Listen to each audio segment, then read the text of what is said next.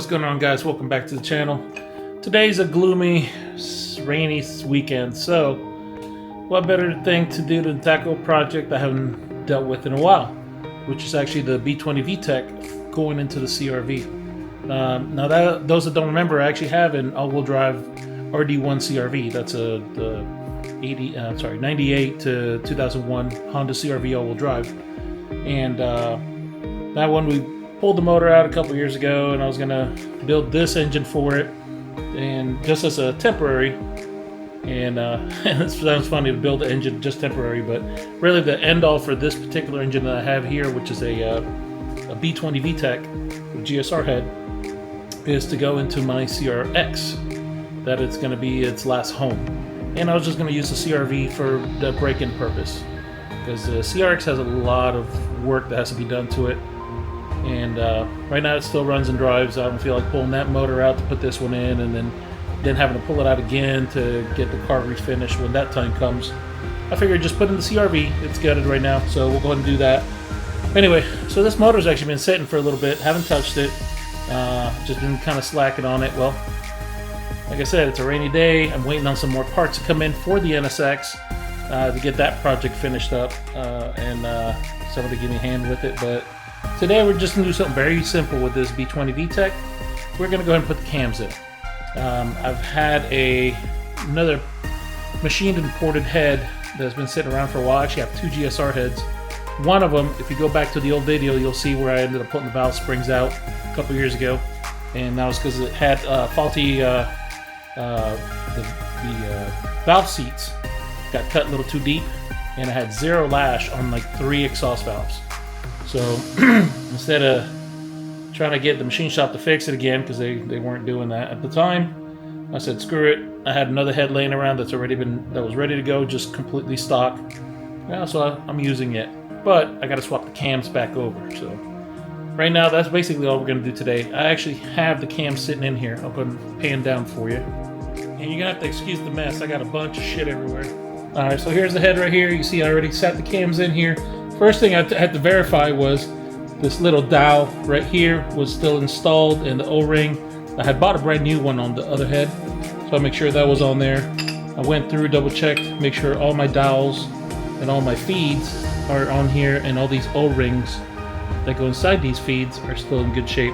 Granted, it's a little dirty right now, but it's not going to hurt anything. It's just a little bit of oil from the last setup, the other engine. There we go. I checked them on that side, this side, everything's good. Make sure everything's going to line up properly. I had to pick up some engine lube because I completely forgot that I was out.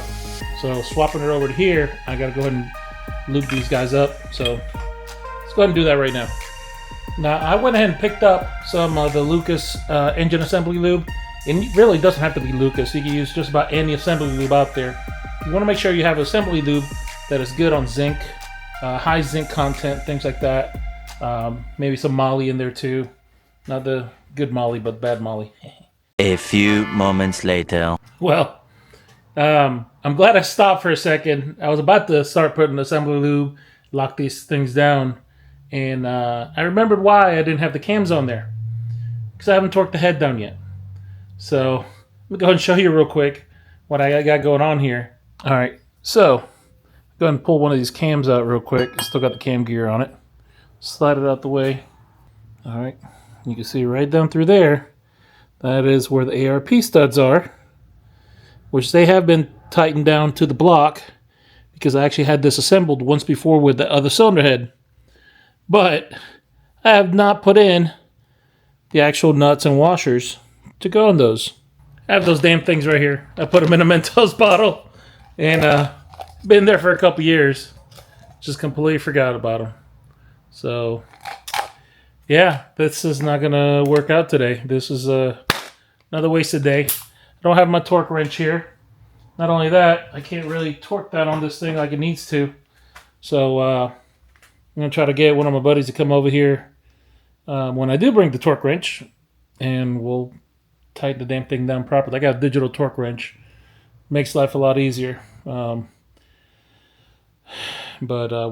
yeah, that sucks. I just wasted a day. But I'm going to go ahead and put some assembly lube on here anyway because those cams are dry. They've been sitting down for a long time. Even if I'm not dropping, tightening, bolting this thing down today, we're still going to go ahead and put some lube on there. And then I'm going to put the cam caps on there and just kind of lay everything together, lubricated. And it'll just sit here for hopefully no more than another month and get everything tightened down. I'll come back and cover that with you guys. Again, I was showing you earlier, that assembly lube that I picked up. It was just some Lucas stuff. Again, just about any assembly lube you can use. I just wanted to get some new assembly lube. I'm going to run it right down. Cam here, one straight line. Let it kind of work its magic a little bit. And we're going to run the other cam. I'm going to put plenty on here. Run a second bead all the way through. Why not? Now granted, it is good to go ahead and put some on your cam journals. And I should really do that. Although this is all coming off. It's all going to come right off. It's going to get redone. We'll go ahead and put some in there. I got plenty. I got like 3 bottles of this stuff.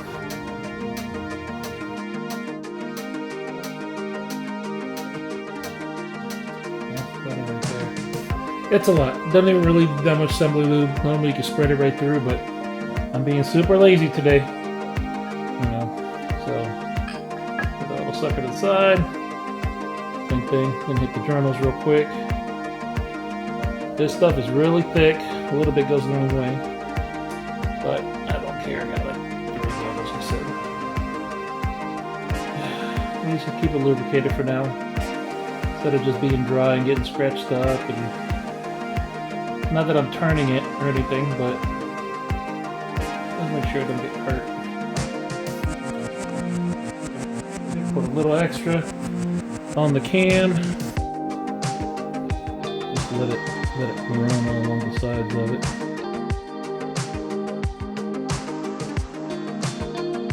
This is where my cam caps are going. I'm going to put a little extra dab on each one of those. Get it super lubricated. What I'll do is I'll go ahead and set the cam caps on there today. Put a little extra shot right there where the oil gets pushed through for the VTEC.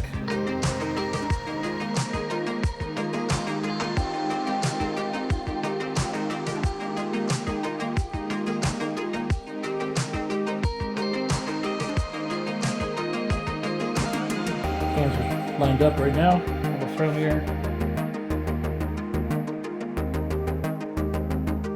Your middle cam cap, which is where the VTEC starts to feed through all your oil pressure and everything. That's what that O-ring over here is for. We'll set that guy over first. Now, we'll grab this whole assembly. Just kind of line up the screws a little bit. Bam. Boom, boom, boom. There. Steal a screw for over here. That other cylinder head. Again, this is not going to get tightened down. So I still have to do the head bolts. So just so you guys can see the bottom right here. See all those holes. Let's see if I can bring it up to the camera for you. All right. See right here. See all the holes on that rail? That's where all the oil pressure goes through the VTEC activation. So you want to make sure you have that lubricated too while you're at it. So I'm going to go ahead and just throw a little extra on each cap. Each one of those holes. Let's put some assembly lube. Sounds funny, but you didn't have to do that. But on the seep through, if there's anything clogging it, just push it through. This is going to get an oil change done within the first, probably the first 100 miles or less, just to verify that there's no machining that was left over inside of this thing from the engine block being cut or the cylinder head being cleaned up.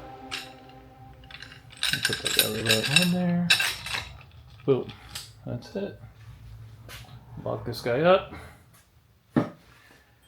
Voila. That's about as far as we're doing today. It does have a Blue Gates timing belt already for it. And I actually have a really dope valve cover. And I apologize, it is super dirty. But my buddy Lupe polished this thing about almost 3 years ago. That's going to end up going on here to match the polished Supercharger that's going on this assembly as well. So for now, I'm going to leave this just like that till we're able to tighten everything down. Valve cover, this thing was just cast, and man, he polished this thing out looking chrome. Supercharger looks the same. I'll get it a second. I'll show it to you. It's on the shelf wrapped up. And I already have a lot of the pulley stuff for the Supercharger, the upgraded pulleys, ready to go because we're going to be pushing that Supercharger a little bit faster. So we're going to spin it faster than it's supposed to. Now, this setup is only going to make maybe 300 horse on a good day. I mean, the engine can handle a lot more, but with this Supercharger and the pulley setup, maybe if we spray just a little bit on to get the air temps down, we might hit 350. But honestly, I think 300 is going to be probably pushing it for the Supercharger right now. I did change the pulley and got a smaller pulley on here for the Supercharger, and I'm only running 850cc injectors, which is more than enough fueling. But yeah, I don't know if I can see it. I don't know if I'll be able to see it too good in here because I got it wrapped up, but this guy is all polished up. Fuel rails already on it. Got an old school AM fuel rail. Got the 850cc injectors on it. Sensors. I got the nitrous nozzle sitting on the back side. And then I got my boost gauge as well. There's my upgraded Supercharger pulley. The original one is about an inch and a quarter bigger, which I had in the box. I should show it to you, but that's the new pulley there. So that's going to allow this thing to overclock itself and make all the jam. Here I thought I was going to be able to make you a quick video of me putting the cams in. Just to remember, I haven't even torqued the head down, so that's not going to happen today. Anyway, I think I'm just going to chill. I got to clean this garage a little bit. And I say clean is just moving stuff around, organizing some of the stuff on the shelves, bolts, screws, all the little basic piddly shit that needs to be done. That is time consuming, and well, we got a little bit of time now because screw it up. Watch some YouTube. If you haven't done it already, you can subscribe to the channel. Go ahead and hit the like and subscribe, and leave me a comment, stuff that you want to see for 2025. So I'm trying to do as much as I can, but let me know what you want to see. All right, guys. I know. I'll catch you in the next one.